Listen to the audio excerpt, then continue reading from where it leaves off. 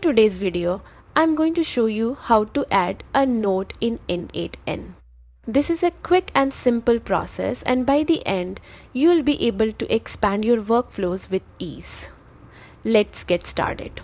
Begin by opening your web browser and heading to the official N8n website. Once you reach the home page, look toward the top right corner and sign in to your account. If you don't have an account yet, you can create one in just a few steps. Being signed in is important because it gives you access to your workflow canvas. After logging in, move to your workflow canvas. This is the visual space where all your automations come together.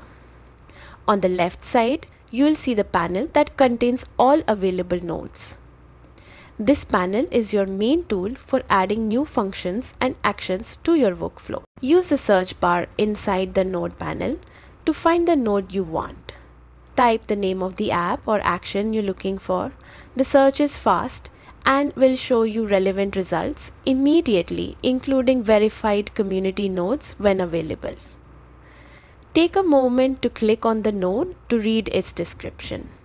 This helps you understand what it does and whether it fits your workflow. Once you've confirmed it's the right one, click to install the node. After installation, you can drag the node directly onto your canvas.